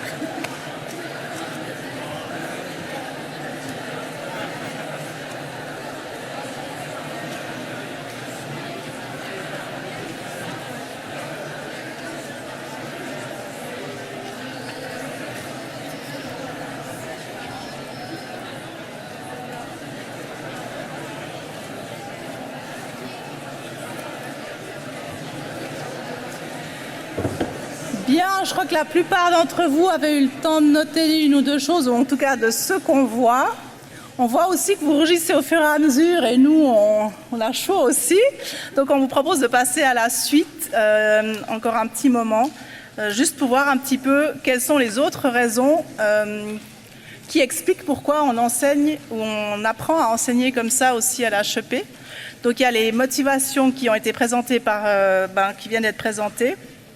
Et puis, il y a 2-3 autres éléments de contexte. À chaque rentrée, vous avez notre chef à toutes et tous, M. Borloo, qui fait son petit discours d'entrée. Et cette année, il a fait, comme à son habitude, le discours de rentrée. Et dans ce discours, il a souligné le fait que les attentes à l'école étaient variées. Donc, il y a évidemment tout ce qui est transmission des savoirs fondamentaux, qui reste une constante. Et puis pour lui, s'ajoutent à cela des nouvelles connaissances liées au numérique, à la durabilité, à la citoyenneté. Et on attend aussi de l'école qu'elle soit inclusive et qu'elle soit attentive aux besoins des élèves. Donc là, on pourrait discuter, est-ce que c'est vraiment quelque chose en plus, les questions de durabilité, est-ce que c'est quelque chose qu'on intègre dans ce qui se fait, parce qu'on peut apprendre à lire justement en rêvant le futur, par exemple. Mais enfin, c'est des choses qui sont mentionnées dans le cadre institutionnel dans lequel vous évoluez en tant que professionnel de l'éducation. Et donc, ça veut dire que les enjeux de durabilité à l'école dans une visée inclusive, c'est aussi l'affaire de tout le monde. Et on verra tout à l'heure le plan d'études. Donc, vous avez d'une part l'inclusion qui est une visée de l'école et vous avez l'intégration d'une réflexion autour de ces enjeux socio-environnementaux qui est aussi une visée de l'école. Et le tout s'inscrit justement dans ce principe de justice sociale dont Lara a déjà parlé. Donc si on regarde ça un petit peu plus en particulier, très brièvement, l'humain à l'échelle biologique, ce que vous voyez là, c'est l'arbre phylogénétique du vivant, c'est les espèces du vivant. Et puis nous, on est un des petits traits quelque part parmi ces espèces, donc on est complètement insignifiant à l'échelle planétaire, à l'échelle du nombre d'espèces. On est aussi insignifiant en termes géologiques, c'est-à-dire si on regarde l'histoire de la Terre, plus de 4 milliards d'années, et qu'on considère que ça fait 24 heures, l'humain, il apparaît à la 23e heure, 59e minute et 56 secondes. Donc ça fait pas très longtemps qu'on existe à l'échelle géologique. Et pourtant, malgré le fait qu'on soit insignifiant à l'échelle biologique et puis insignifiant à l'échelle géologique, on a un impact majeur sur l'écosystème terrestre avec les activités depuis la révolution industrielle. Et c'est pour ça qu'on parle en ce moment d'une époque qui s'appelle l'Anthropocène, qui est en fait une époque qui est marquée par la modification des grands cycles biogéochimiques terrestres, donc par les activités humaines. Et puis Anthropocène, ça veut dire quelque part l'ère géologique de l'humain. Et ça, en fait, ça veut dire qu'on arrive à des limites. Là, vous voyez le point de vue depuis la Lune, c'est un lever de terre, et on voit que la Terre, c'est une entité finie, c'est pas infini, et donc il y a des limites. Et puis une de ces limites, c'est par exemple, on vous l'a plusieurs fois évoqué aujourd'hui, la question du climat. Si on va au-delà de 2 degrés de réchauffement, il y a des risques de dérégulation, de déstabilisation du système. C'est un système qui est propice à l'évolution des sociétés humaines jusqu'à maintenant. Et puis, il y a simplement le point d'interrogation de qu'est-ce qui se passe s'il y a une déstabilisation. Et ce type de limites, il y en a plusieurs. Il y a l'utilisation de l'eau, il y a tout ce qu'on met dans les environnements comme les plastiques ou les faces. Et c'est des choses, on ne sait pas trop ce que ça peut donner sur ces grands cycles géobiochimiques. Donc il y a la question en vert, vous avez l'espace sûr où on sait comment ça fonctionne, et plus on va vers le violet, plus ça devient le point d'interrogation et on ne sait pas trop, ou alors on sait en tout cas qu'il y aura un risque de déstabilisation. Et puis il y a la réflexion autour de la responsabilité aussi, humaine et qui.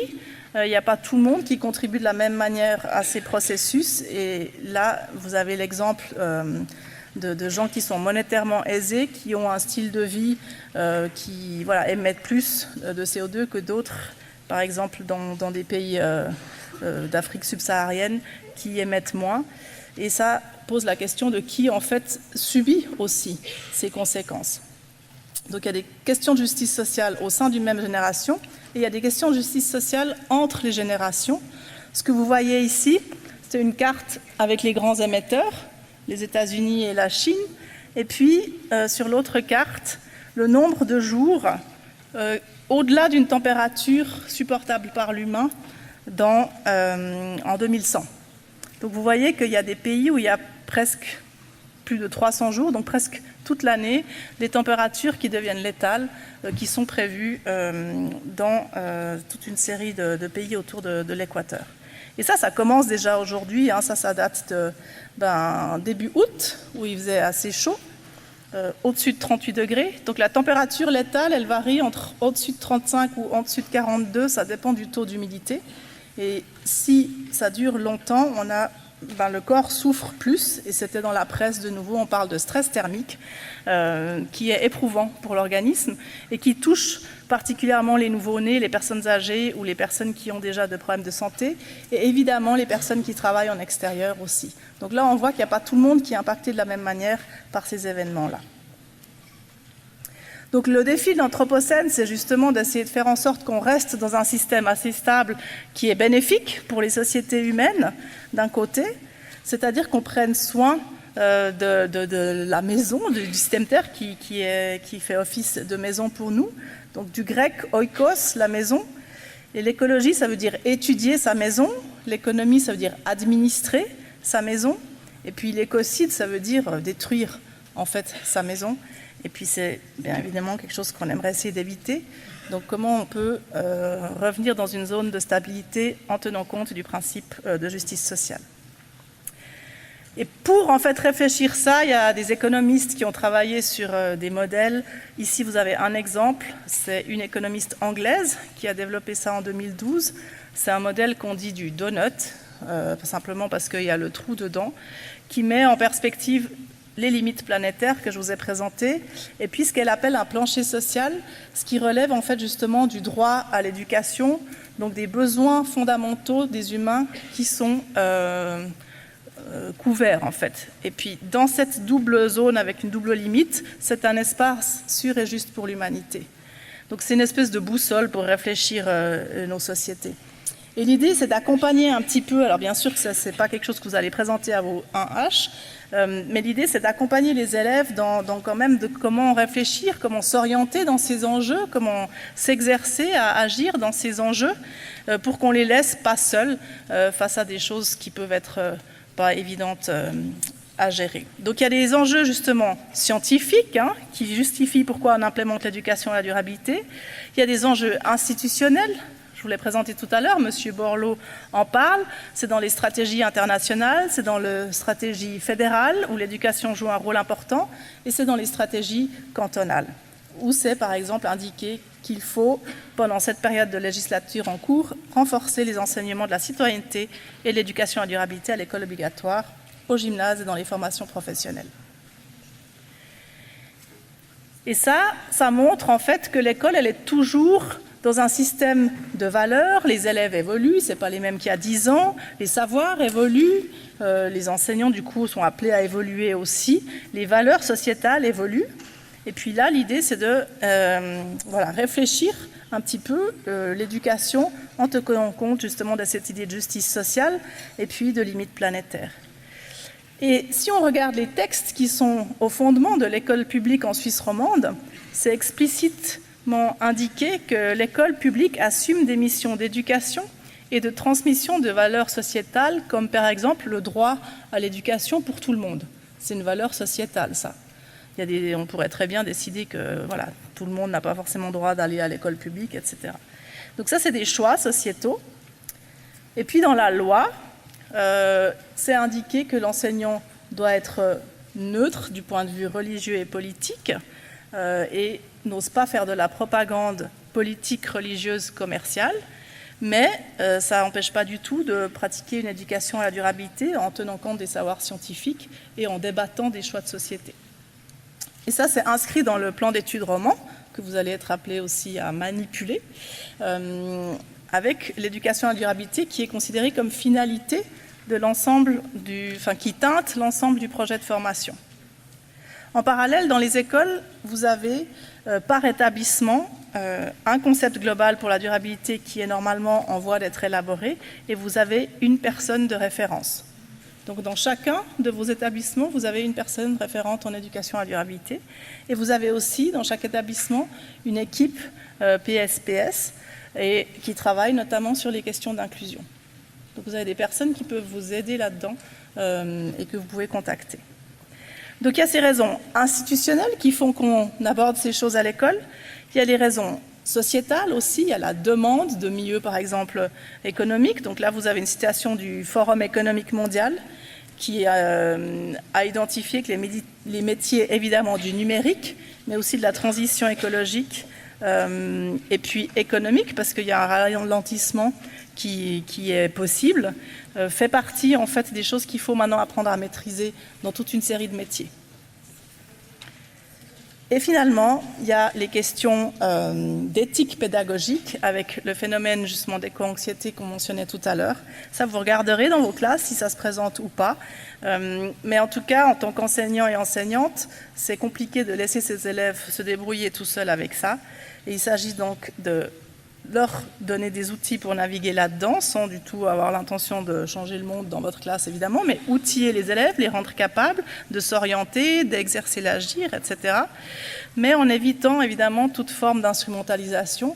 Donc, c'est important de distinguer le lobbying, ça se fait en politique, la sensibilisation, ça se fait par différentes ONG, et l'éducation, où votre rôle, c'est de rendre capable de.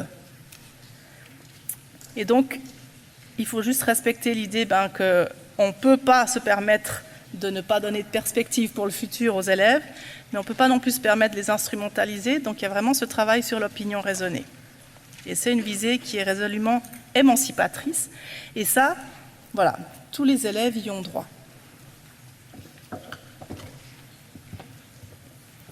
Alors justement, pourquoi on parle comme ça de cette approche inclusive en éducation à la durabilité ? Alors, tout d'abord parce que justement ce fameux donut dont vous a parlé Nadia, eh bien c'est aujourd'hui le modèle le plus utilisé, en tout cas validé par les scientifiques et notamment la HEP, l'UNIL l'utilise aussi comme modèle et c'est le modèle, je dirais, le plus fiable pour l'instant qu'on ait comme instrument pour parler d'éducation à la durabilité. Et dans ce modèle, Nadia l'a dit, il y a vraiment l'éducation pour tous. Il y a aussi le fait de donner de la voix, que chacun ait une voix qui compte. Et de nouveau, comme enseignante, ayant travaillé principalement en enseignement spécialisé, c'est vrai que c'est quelque chose qui me tient particulièrement à cœur. C'est vrai que, notamment dans le canton de Genève, les personnes, par exemple, qui ont déficience intellectuelle ont droit de vote. C'est quelque chose, à mon avis, qui va évoluer, qui va exister bientôt, probablement, qui fait tache d'huile. Je crois qu'il y a un autre canton qui a très récemment voté le même droit. Mais pour ça, il faut pouvoir outiller nos élèves. Ça commence de tout petit. Comment, sinon, peuvent-ils justement voter sur des problématiques aussi complexes que celles qu'on commence à voir émerger avec le changement climatique, avec des problèmes justement de citoyenneté globale et mondiale. Et puis, il y a l'équité sociale qui fait vraiment partie de ce donut. Et c'est pour ça qu'on vous parle beaucoup ici de justice sociale, d'équité sociale, parce que la durabilité, c'est bien sûr la protection de la nature, des limites planétaires, mais c'est vraiment aussi de faire que chacun et chacune ait sa place dans le monde, puisse s'émanciper. Et ça, c'est aussi un autre défi. Et probablement, peut-être que c'est aussi comme ça qu'on pourra mieux protéger la planète, c'est en faisant que chacun et chacune ait des connaissances et ait des armes pour comprendre le monde. Et c'est déjà une question que se posait l'historien Charles Imbert, qui est professeur honoraire à l'Université de Genève. Il se posait la question, il se disait, mais est-ce que finalement, quand on est enseignante, on va plutôt se dire qu'avec tel public, soit un public plus précaire, soit un public en situation de handicap, soit de décrocheur, on va plutôt rester sur ce qu'on appelle les civilités. Plutôt leur apprendre à relever le pantalon, à enlever la casquette, c'est fondamental. La civilité, c'est fondamental pour une société et pour un vivre ensemble. On va peut-être leur apprendre aussi à éteindre la lumière. C'est très bien. C'est comme se brosser les dents. Il faut l'apprendre à un moment donné. Mais ce serait dommage d'en rester là. Et c'est déjà cette question que posait Charles Imbert. Est-ce que c'est seulement avec les profils les meilleurs quartiers, avec les quartiers les plus aisés, les élèves des quartiers les plus aisés, les élèves qui sont dans des voies pré-gymnasiales, avec lesquels on va pouvoir justement parler de pensée plus critique, de justement, qu'est-ce qu'on décide, qu'est-ce qu'on a envie de voir dans ce monde, de dialogue, de débat, de philosophie. On peut faire de la philosophie avec des enfants. Et justement, c'est une question que j'ai envie de lancer. Et puis, vraiment, n'oubliez pas, à mon avis, si j'avais un message à faire passer, c'est vraiment chacune et chacun peut, à sa mesure, prendre part à ces questionnements. Et c'est vraiment quelque chose que nous dit aussi le département de la formation et de la jeunesse et qui fait partie intégrante de notre métier. Et du concept 360 degrés, qui est, je ne sais pas si vous avez entendu parler, vous allez certainement entendre parler, qui est un concept visant vraiment l'inclusion maintenant de toutes et tous dans les classes ordinaires du canton. Alors voilà. Je crois qu'on va avancer un petit peu. Un élément important qui est une notion qui est émergente en sociologie, et c'est autour de 2020-2022 que des sociologues ont commencé à réfléchir le capital spatial. Le capital spatial, finalement, c'est l'ensemble des ressources qu'un acteur, qu'un individu, un élève, un jeune, vous disposez ou possède pour mobiliser et pour agir dans l'espace. Alors c'est prendre le bus, être capable de prendre le tram, de lire un horaire, ça avec des 1P, 2P, on est un peu en avance, mais déjà avec le cycle 2, on peut commencer tout doucement à essayer de comprendre un tout petit peu une carte, mais c'est aussi comprendre que le territoire est fait d'enjeux de pouvoir, de construction sociale, et que pourquoi justement il y a certains endroits, certains ont accès à cet espace, pas d'autres, et c'est un nouveau terme qui a été amené notamment par M. Sartoretti et qui montre qu'il y a vraiment des inégalités spatiales et que, en fait, les élèves les plus vulnérables à l'école, les plus fragiles à l'école, vont être ceux, justement, et qui ont le plus faible capital spatial. Ça veut dire qu'ils ont énormément de mal à se situer dans leur espace, dans la cour de récré, qui ont du mal à s'approprier, par exemple, l'espace, qui vont rester en retrait, qui ne vont pas oser prendre l'espace qu'il aurait dû. Donc, c'est pas seulement savoir lire une carte, mais c'est aussi comprendre les codes de la ville, les codes d'une cour de récré. Eh bien, c'est les élèves qui vont avoir le plus de difficultés en transition école-métier. Donc, c'est vraiment prouvé, c'est des chiffres qui sont relativement récents, qui datent de 2022. Voilà, il est difficile, je cite ici une auteure, Bess, qui dit qu'il est difficile d'habiter une ville. Il faut l'apprendre, il faut connaître ses endroits, ses chemins. Il faut surtout connaître ses mots, ses noms, ses verbes. Toute ville parle une sorte de langage qui lui est singulière et dont il faut acquérir la familiarité. Pour certains de nos élèves, c'est d'abord la cour de récré, c'est d'abord chaque école, chaque groupe parle une certaine langue, il y a des codes. Et voilà. Et donc c'est vraiment essentiel d'outiller nos élèves à comprendre ces codes spatiaux. Et je repasse la parole à ma collègue. Peut-être juste pour finir, il y en a parmi vous, je pense, qui ont déjà de l'expérience de l'enseignement. Oui, non? Oui. Est-ce que c'est des approches que vous avez pratiquées, que vous testez, que vous appréciez? Ça vous paraît étranger? Non, ça veut dire que vous ne le pratiquez pas?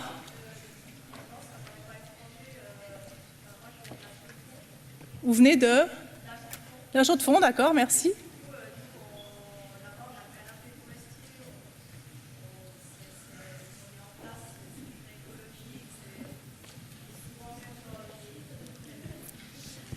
Du coup, je disais, nous à la Chaux-de-Fonds, en tout cas à l'école primaire, on a beaucoup, on a créé le canapé forestier. C'est Les enfants, ils peuvent planter des plantes, ils vont étudier les écosystèmes, etc.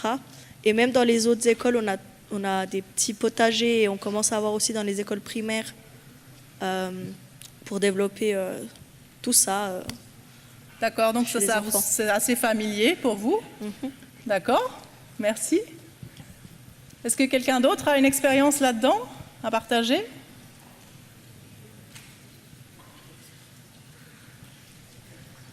Pas encore, ou alors vous aimeriez sortir de ce four. Donc on va vous laisser sortir de ce four assez bientôt. On aimerait juste encore vous montrer brièvement ce qui se fait. Merci pour votre soutien. Ce qui se fait à la HEP pour vous accompagner là-dedans. Donc à la HEP, il y a d'une part des choses qui se font au niveau plus du bâti, de la mobilité, de la nourriture, etc. Avec aussi la question du numérique. Comment est-ce qu'on essaye d'utiliser le numérique de manière intelligente, tout en étant conscient des impacts que ça a, notamment en termes d'usage de l'eau et d'énergie. Donc il y a des choses qui se font à la HEP, et puis il y a des cours qui se donnent, ce n'est pas une surprise, à la HEP de formation justement dans ce domaine. Et puis vous trouvez toute une série de cours qui font le lien entre, par exemple, les arts et l'éducation à la durabilité, l'éducation en plein air et l'éducation à la durabilité, le numérique, etc. Et vous avez une association d'étudiants qui redistribue les invendus d'une grande surface où vous pouvez vous inscrire comme membre et bénéficier de cette redistribution gratuite d'aliments qui auraient été autrement jetés et donc gaspillés. C'est une association qui se trouve dans un bâtiment un peu dans la forêt juste là derrière, mais que vous apprendrez peut-être à connaître dans vos différents cours. Ça s'appelle l'épicémerie. Et puis c'est vraiment un concept intéressant qui a été mis en place.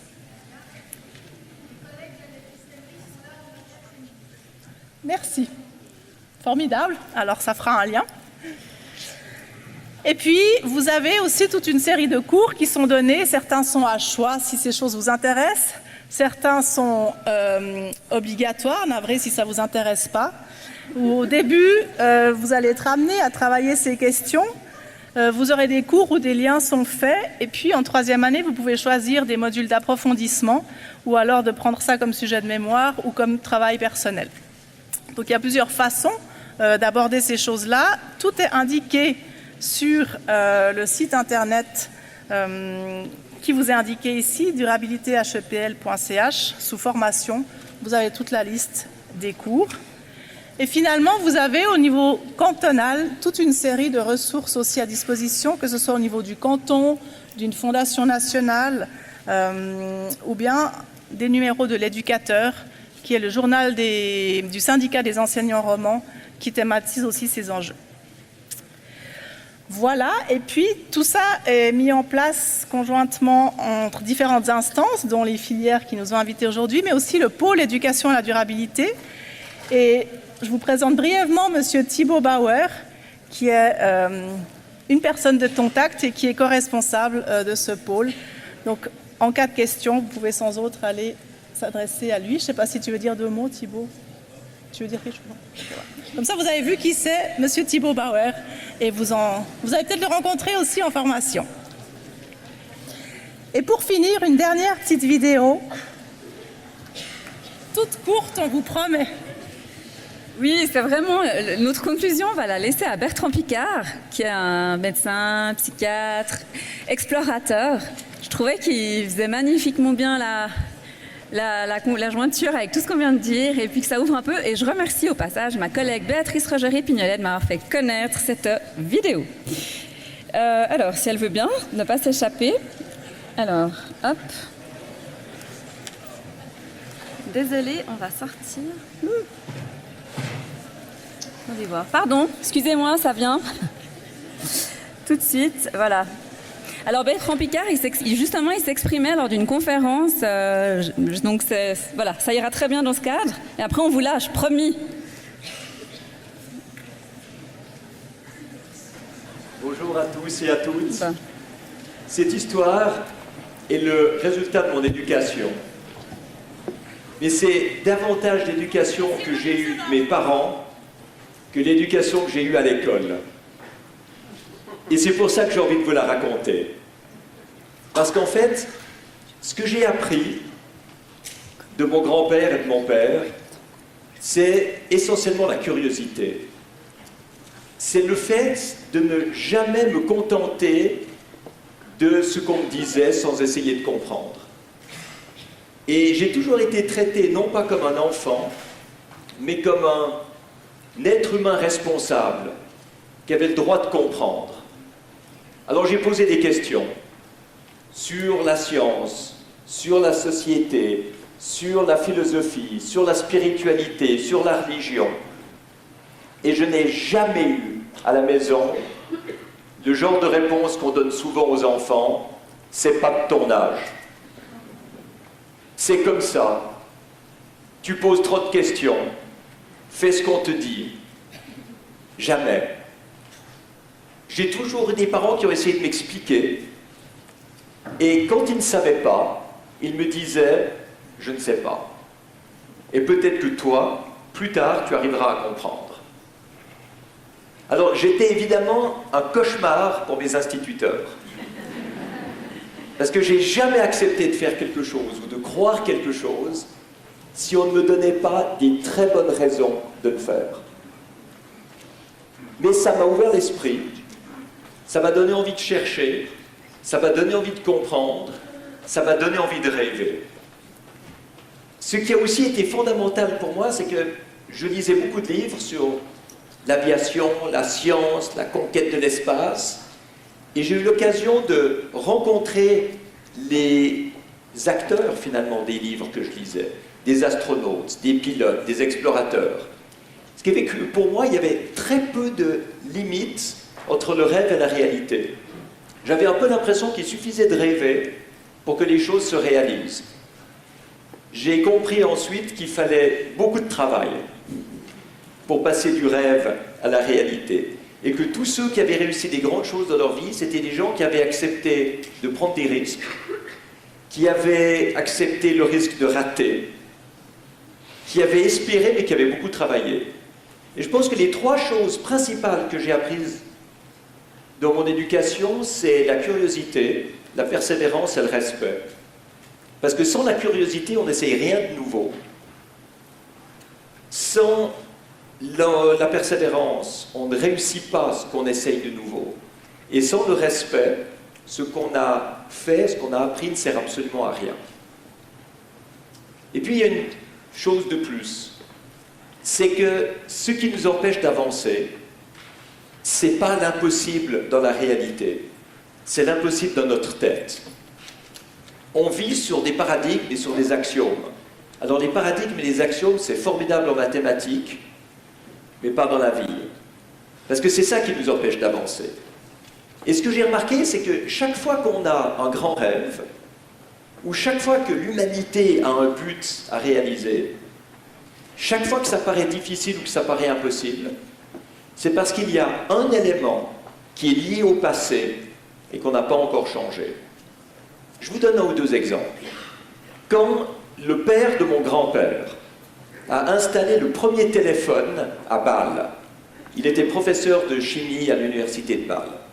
Il a invité tous ses collègues, qui étaient aussi des professeurs d'université. Il a tourné la manivelle et il a appelé sa femme pour dire qu'il serait en retard pour déjeuner. Et tous ses collègues lui ont dit « C'est très amusant, mais ça n'a aucun avenir. » Pourquoi ? C'est pas suffisant de rire et de se dire qu'ils sont idiots. Non, c'était des professeurs d'université super intelligents et cultivés. Quel était le paradigme dans leur tête qui laissait penser que le téléphone n'avait aucun avenir ? Eh bien, c'est le fait que si on veut se téléphoner, il faut tirer des fils. Et que pour arriver à avoir un téléphone utile, il faut des fils entre toutes les maisons et toutes les maisons du monde. Y compris les maisons des gens qu'on ne connaît pas, parce que peut-être qu'un jour, on devra leur téléphoner. Ça fait donc des milliards de fils téléphoniques. Tellement qu'on ne verrait même plus le ciel. Évidemment, c'est impossible. Quel était le changement de paradigme ? C'était le centre de connexion. C'était le centre, c'était l'opérateur. Ça voulait dire qu'on pouvait avoir un seul fil qui venait de chaque maison à un centre d'opérateur. Et de là, il y avait des connexions qui se faisaient. Donc tout à coup, ça devenait possible. Donc celui qui a révolutionné les télécommunications, ce n'est pas l'inventeur du téléphone, c'est l'inventeur de l'opérateur. On voit que dans les grandes expéditions... Voilà, on va arrêter là pour l'exemple de Bertrand Piccard. Ce que je voulais dire, c'est que lui, il salue son éducation, mais moi, je vous dis que c'est... Tous les élèves, tous les enfants, tous vos élèves n'ont pas peut-être la chance d'avoir des parents qui vont les faire rêver, qui vont avoir cette connaissance scientifique. C'est vous qui allez vraiment, véritablement pouvoir amener ces élèves à croire en eux, à s'émanciper, à développer leur pouvoir d'agir, cette curiosité, et à les laisser vraiment oser. Oser se tromper, oser essayer, oser réussir. Je vous remercie infiniment. On reste à disposition pour des questions. Après, il fait très très chaud, donc il est possible que vous n'ayez pas forcément envie. Donc on est volontiers, on a le temps pour 10 minutes de questions. Si vous préférez vraiment venir vers nous plus tôt. En tout cas, je vous remercie. On vous remercie infiniment pour votre patience, le plaisir qu'on a à être devant vous aujourd'hui, qu'on a eu. Et voilà, on se réjouit de vous retrouver dans des cours, dans des formations. Pour ma part, plutôt en pédagogie spécialisée, mais vous retrouverez nos collègues.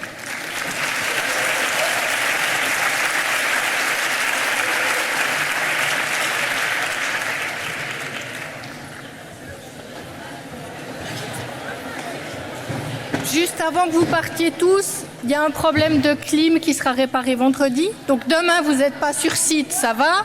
Mercredi, on est ici, mais que le matin. Donc en principe, jeudi et vendredi, on est tout bon. Voilà, merci. Et n'oubliez pas de déposer vos post-it en sortant, s'il vous plaît.